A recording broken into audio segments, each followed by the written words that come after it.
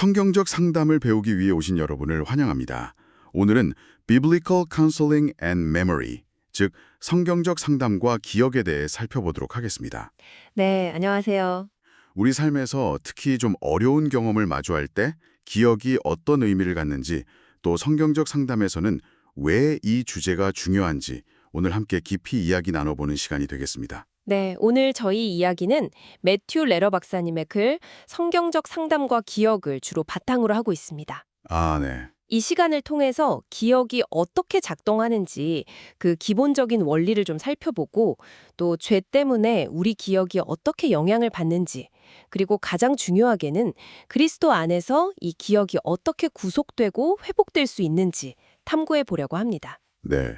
특히 트라우마 같은 고통스러운 기억을 다루는 실제적인 지혜까지 성경적인 관점에서 나눈다니 기대가 됩니다. 네, 맞습니다. 기억이라고 하면 그냥 흔히 어떤 정보를 저장하고 꺼내는 능력, 이 정도로 생각하기 쉬운데요. 근데 들어보면 기억은 그보다 훨씬 복잡하고 우리 존재 깊숙이 연결된 것 같아요. 그렇습니다. 기억은 그냥 단순한 정보 저장 장치가 아니에요. 우리의 정체성, 또 관계, 그리고 우리가 세상을 경험하는 방식 자체를 형성하는 아주 핵심적인 요소죠. 네. 그 올리버 섹스 박사님이 기록한 환자 지미의 사례를 보면요.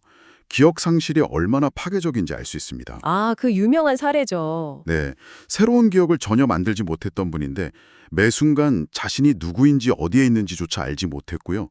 깊은 외로움과 두려움 속에 살았습니다. 그러니까 기억이 없다면 우리는 삶의 닻을 잃어버리는 셈인 거죠. 정말 기억 없이는 현재의 나를 이해할 수도 없고 미래를 계획하는 건 더더욱 불가능하겠군요. 성경적인 관점에서 보면 하나님께서 우리에게 이 기억 능력을 주신 특별한 이유가 있을까요? 아, 중요한 질문이 있습니다.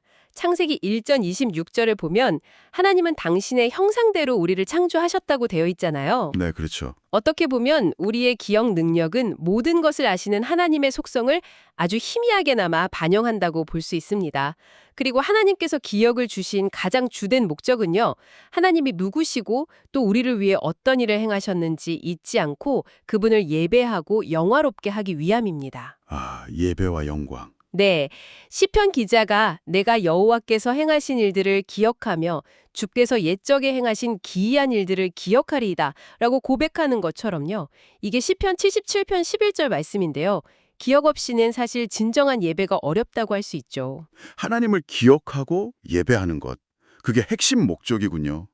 그러면 이렇게 중요한 기억은 우리 안에서 대체 어떻게 작동하는 걸까요? 뇌과학 이야기가 나오면 약간 복잡하게 느껴지기도 하거든요. 네, 맞아요. 세부적인 메커니즘은 물론 매우 복잡합니다. 하지만 핵심 원리 몇 가지만 이해하는 게 중요해요. 기억은 단순히 뇌의 작용만은 아니고요. 우리의 영적인 마음과도 깊이 연결되어 있습니다. 뇌와 마음의 결합이군요. 그렇죠. 과학적으로 볼 때 기억은 정보를 받아들이는 부호화, 그리고 저장하는 응고화 또는 통합, 마지막으로 필요할 때 꺼내는 인출, 이런 과정을 거칩니다. 여기서 두 가지 중요한 점을 기억하시면 좋은데요. 두 가지요? 어떤 점들인가요? 첫째는 의미입니다. 우리는 의미 있는 정보에 더 주의를 기울이고 잘 기억하는 경향이 있어요. 아, 의미 부여. 네, 예를 들어 체스 고수들이 실제 게임처럼 의미 있게 배열된 체스판은 아주 잘 기억하지만 그냥 무작위로 놓인 말들은 초보자처럼 거의 기억하지 못했다는 연구가 이걸 잘 보여주죠. 중요하다고 여기는 것, 의미를 부여하는 것을 더 잘 기억하게 된다는 겁니다. 확실히 의미 없는 정보는 그냥 쉽게 흘려보내려다는 것 같아요. 두 번째는 무엇인가요? 둘째는 감정입니다. 특히 놀라거나 아주 강한 감정을 느꼈던 경험은 더 생생하게, 더 오래 기억에 남는 경향이 있습니다. 네, 그렇죠. 저도 그런 경험이 있어요. 네, 뇌의 해마와 편도체라는 부분이 감정과 기억 형성에 중요한 역할을 하는데요. 감정적으로 강렬했던 사건은 기억 속에서 우선순위를 갖게 됩니다. 그래서 적절한 수준의 스트레스나 각성은 기억력을 향상시킬 수도 있지만 반대로 과도한 스트레스는 오히려 기억을 방해하기도 하고요. 사람마다 반응 방식도 매우 다르죠. 의미와 감정, 이 두 가지가 기억의 중요한 열쇠군요. 그런데 이렇게 놀라운 기억 능력이 때로는 우리를 속이거나 좀 잘못된 방향으로 이끌 때도 있지 않습니까? 기억이 완벽하지 않다는 사실을 인정해야 할 것 같아요. 정확합니다. 정말 중요한 지적이세요. 성경적 관점에서 보면 아담의 타락 이후에 죄가 우리의 인식 능력, 즉 기억에도 영향을 미치게 되었어요.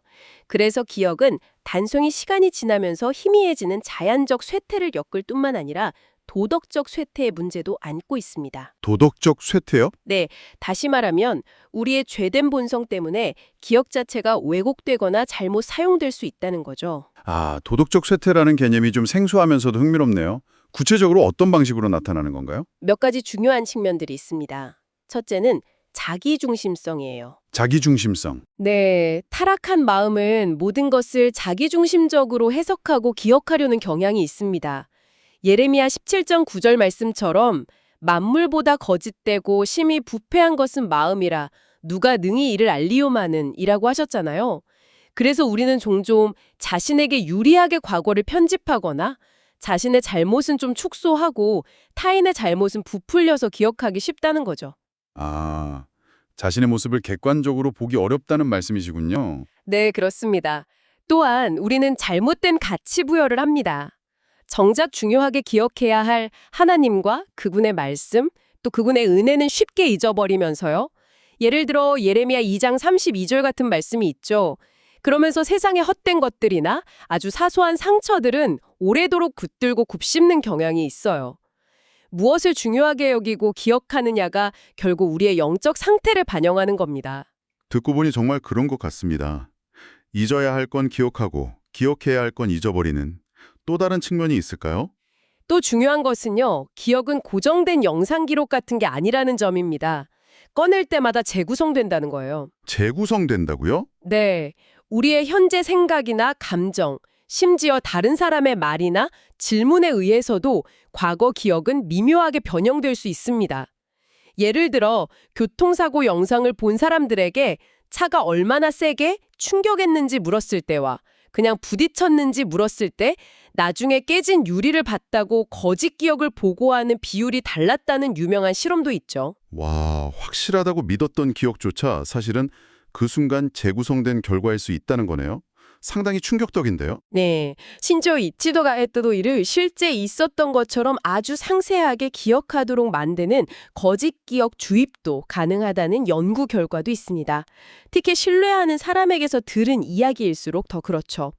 또한 우리는 자신의 기존 믿음이나 관점을 지지하는 방식으로 기억의 빈틈을 메우려는 확증 편향을 보이기도 합니다. 이 모든 걸 고려해 보면 우리의 기억이 얼마나 불완전하고 오류에 취약한지 정말 겸손하게 인정해야겠군요.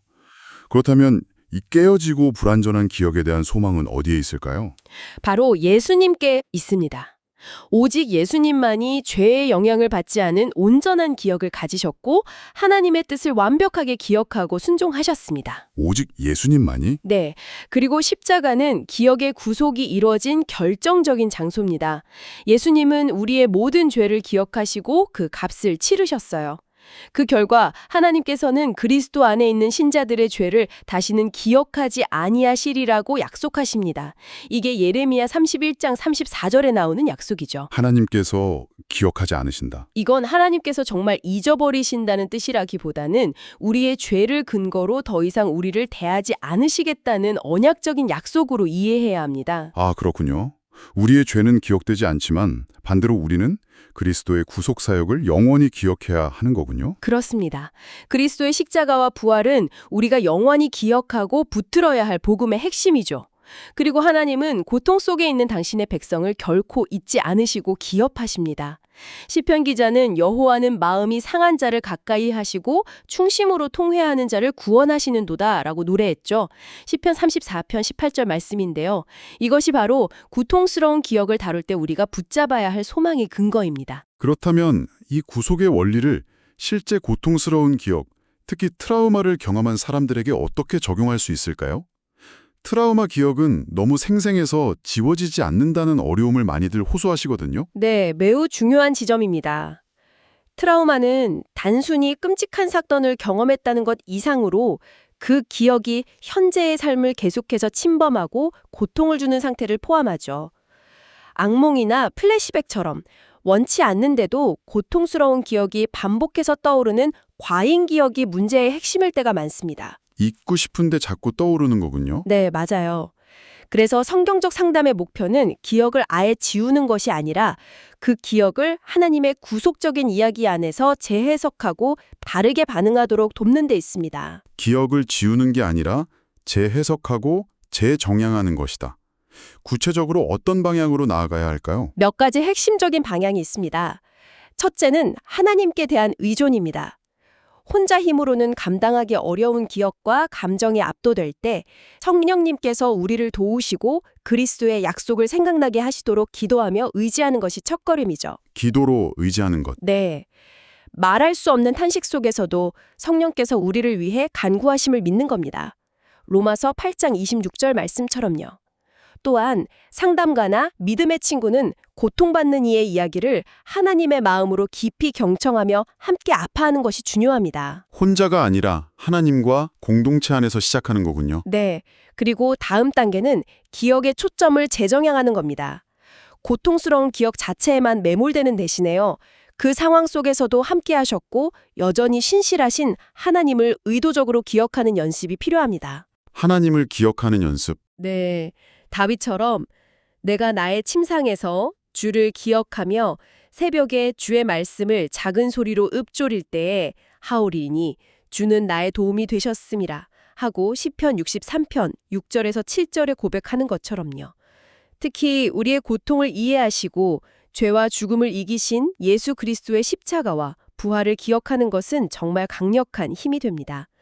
디모데후서 2장 8절 말씀에도 나와 있죠. 고통 속에서도 하나님의 선하심과 그리스도의 승리를 기억하는 훈련이군요. 더 나아가서 자신의 고통스러운 이야기를 하나님의 더 큰 구속 역사라는 틀 안에서 바라보는 연습도 필요합니다. 예를 들어 요셉이 자신을 판 형들에게 당신들은 나를 해하려 하였으나 하나님은 그것을 선으로 바꾸사 라고 창세기 50장 20절에서 말했던 것처럼요. 하나님은 악조차도 선용하셔서 당신의 뜻을 이루실 수 있음을 믿는 겁니다. 하나님의 큰 그림 안에서. 그렇죠. 또한 현재의 고통이 전부가 아님을 기억하면서 장차 올 지극히 크고 영원한 영광을 소망하는 것이 중요합니다. 이건 고린도 후서 4장 17절 말씀이죠. 과거의 고통에 매이지 않고 미래의 소망을 바라보게 하는 거네요. 이런 재정향을 위해서 구체적으로 실천할 수 있는 방법들은 어떤 것들이 있을까요? 몇 가지 도움이 되는 실천들이 있습니다. 예를 들면 성경 말씀을 암송하고 묵상하는 것은 진리를 마음에 새기고 감정으로까지 옮겨가는데 아주 큰 유익을 줍니다. 시편 119편 11절 같은 말씀이 도움이 되겠죠. 말씀 암송과 묵상. 네. 그리고 하나님의 창조 세계를 통해서 그분의 위대하심과 돌보심을 기억하는 것도 도움이 될 수 있고요. 또 찬양이나 의미 있는 음악은 감정과 기억을 연결해서 진리를 상기시키고 마음을 하나님께로 이끄는 힘이 있습니다. 혼자 하는 노력 외에 다른 사람들과의 관계도 중요하겠죠. 물론입니다. 트라우마는 종종 사람을 고립시키는데요. 회복은 공동체 안에서 이루어지는 경우가 정말 많습니다. 교회 공동체 안에서 함께 예배하고 말씀을 들으면서 예를 들어 히브리서 10장 25절 말씀처럼 서로의 아픔을 나누고 격려하며 기도해 주는 것이 매우 중요합니다. 골로새서 3장 16절도 관련이 있죠. 안전한 공동체는 개인이 다시 설 수 있도록 지지하는 기반이 되어줍니다. 공동체의 역할이 정말 크군요. 마지막으로 다른 사람들과의 관계에서 용서의 문제도 중요하게 다뤄질 것 같습니다. 상처 준 사람에 대한 기억 때문에 힘들 때가 많잖아요. 네, 맞습니다. 고통스러운 기억, 특히 다른 사람으로부터 받은 상처와 관련된 기억을 다룰 때 용서는 정말 중요한 주제입니다. 성경적인 용서는요, 잘못을 없었던 일로 하거나 잊어버리는 게 아닙니다. 잊는 게 아니군요. 네. 오히려 그 기억을 떠올릴 때 더 이상 쓴뿌리나 복수심에 사로잡히지 않는 상태를 의미합니다. 이것은 우리를 먼저 용서하신 그리스도의 용서를 깊이 경험할 때 가능해집니다. 에베소서 4장 32절 말씀처럼요.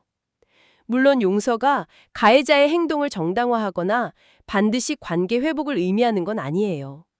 관계 회복에는 가해자의 진정한 회개가 필요할 수 있죠.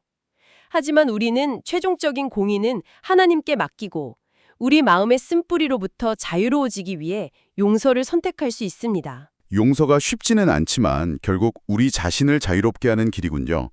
이렇게 기억이 재정향될 때 어떤 변화를 기대할 수 있을까요? 고통스러운 기억이 더 이상 삶을 지배하는 주인이 아니라 오히려 다른 아픈 사람들을 위로하고 소망을 전하는 통로가 될 수 있습니다. 위로의 통로가 된다. 네, 고린도후서 1장 4절 말씀처럼 우리가 하나님께 받은 위로로서 다른 환난 중에 있는 자들을 능히 위로하게 되는 것이죠. 기억은 고통의 근원에서 소망과 섬김의 자원으로 변화될 수 있습니다. 예레미야 선지자가 폐허 속에서 내 심령이 그것을 기억하고 낙심이 되오나 이것을 내가 내 마음에 담아두었더니 그것이 오히려 나의 소망이 되었사옴은 여호와의 인자와 긍휼이 무궁하심으로 라고 고백했던 것처럼요. 이게 예레미야애가 3장 20절에서 22절까지의 말씀입니다. 와, 정말 놀라운 변화네요. 오늘 성경적 상담의 관점에서 기억에 대해 정말 깊이 있는 이야기를 나눴습니다. 기억은 하나님의 선물이지만 죄로 인해 불완전해졌고 때로는 큰 고통의 원인이 되기도 합니다. 하지만 예수 그리스도 안에서 우리의 기억은 구속될 수 있으며 고통스러운 기억죄자도 하나님의 진리와 공동체의 도움으로 재구성되어서 소망의 근거가 될 수 있다는 것을 확인했습니다. 네, 핵심은 이것입니다. 참된 소망은 과거를 지우는 데서 오는 것이 아니라 하나님의 변함없는 사랑과 신실하심이라는 더 큰 이야기 안에서 우리의 기억을 이해하고 재정향하는 데 있다는 거죠. 그럴 때 기억은 우리를 묶는 사슬이 아니라 오히려 미래를 향해 나아가게 하는 힘이자 다른 이들을 섬기는 도구가 될 수 있습니다. 마지막으로 여러분께 한 가지 질문을 던져봅니다. 여러분 자신의 기억 속, 심지어 가장 힘들었던 기억 속에 담겨 있을지 모르는 구속적인 가능성을 발견하는 것이 여러분이 과거를 대하는 방식과 또 비슷한 어려움을 겪는 다른 이들에게 소망을 전하는 방식에 어떤 변화를 가져올 수 있을까요? 이 질문을 마음에 품고 돌아가시면 좋겠습니다. 네, 오늘 여러분과 함께 이 중요한 주제를 나눌 수 있어서 정말 감사했습니다. 네, 끝까지 경청해 주셔서 감사합니다. 다음 시간에 더욱 유익한 내용으로 찾아뵙겠습니다.